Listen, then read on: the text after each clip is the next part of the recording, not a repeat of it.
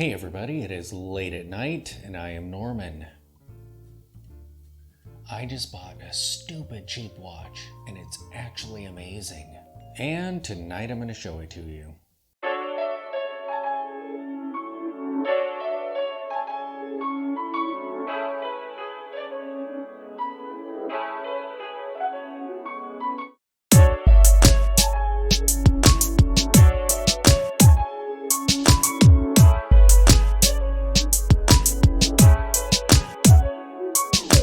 So the other night I was on the black hole that is eBay looking at affordable vintage watches when a suggested listing came through for a watch that looked amazing by a brand that we all know, and it was so cheap there's no way I was not going to buy one. And the watch has actually arrived earlier than it was expected to, so I have it here tonight. And it looks brilliant, even though it's not the watch that I ordered. Let me flip the camera around and I'll explain. So here is the packaging that the watch arrived in, and before I unveil the brilliance, let me talk about the terribleness. The strap it arrived on. This thing is horrible. First off, the design. It's huge and bulky looking, even though it's only 20 millimeters, and it's really cheap. I put the watch on once, and it's already all wrinkly and creased up there, and yeah, this is no good. And the spring bars were also no good. The first time I was putting this watch on, it just popped off. One of the spring bars just kind of popped out of the case. I could not get it to stay in there, even though the spring bar appeared to be intact. So I had to swap out spring bars, and now it's working just fine. So this is the terrible part. So if you do get one of these, be prepared to replace the strap as the very first thing you do, because the rest of it is pretty great. So let's look at the rest of it. So it was just taped up in foam here. The watch head was in a little plastic baggie. And there it is. The Seiko Quartz tank style dress watch. The problem is, I ordered a black dial. So as soon as I got this thing home, I put it on my own strap. This is a Shell Cordovan, a Hodinkee. And I'm not going to go over that too much since it didn't ship with the watch, except to point out that it is a 20 millimeter strap. It's kind of tough to read, but you can see that on the strap that it shipped on, that is also a 20 millimeter. So looking at this watch, this is pretty amazing. This was $22 and it looks brilliant. It's a quartz watch, but that is some amazing aesthetics. So starting at the lugs, we see that they are very short. It is actually not pleasant to swap straps on this watch because they are so snug. In order to get this strap on, I had to hold it kind of like this to get it close enough. So if you want to experiment with this thing as a strap monster or something, it won't be pleasant, but it does look good. We see that it is very thin. The sides of the case are really cool. And with these indents like this, you're really not going to get a ton of scratches and stuff because it indents there and there's not a whole lot of exposed polished metal there. I mean, look at that. That is cool. The entire case is polished and it's quite the smudge magnet. So you will want to have a cleaning cloth in your pocket at all times when you're wearing this. The crown is really tiny, but this is a quartz watch. Pop it out here. Setting this thing isn't too bad. I mean, this crown is really tiny. It's actually kind of tough to get a grip on it, but you're only going to be using it to set the time.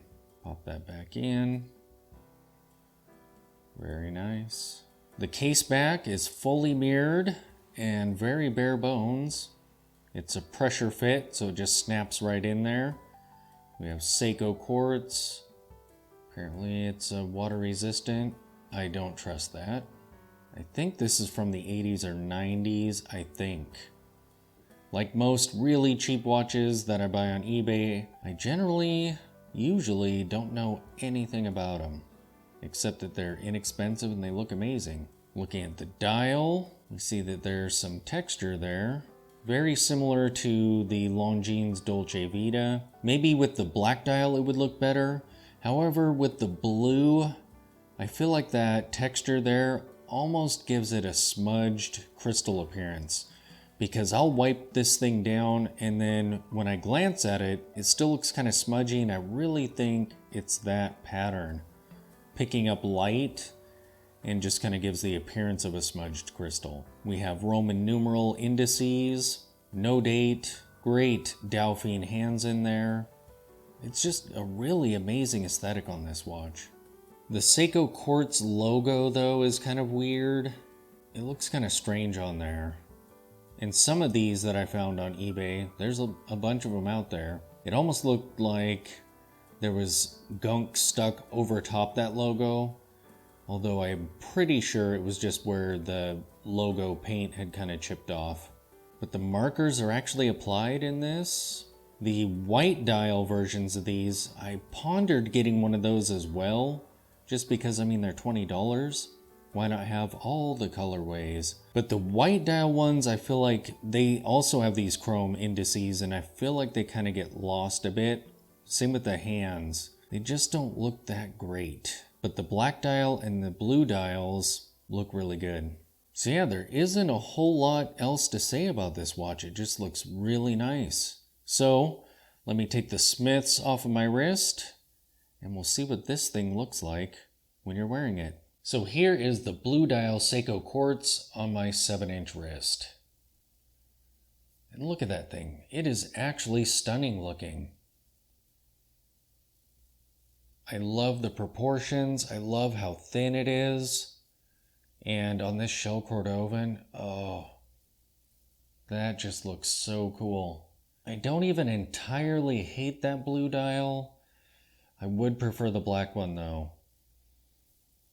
As soon as I saw that I got the blue dial one, I contacted the seller, and I think he's sending a black dial one. And probably not even bothering to have me send this back. I mean, at this price point, it probably costs him more to have it shipped back and deal with all that than to just send another one. But we'll find out. Yeah, look at that. That is so cool. As for the specifications on this watch, I actually printed them out so I can show you because I'm not sure where these dimensions came from.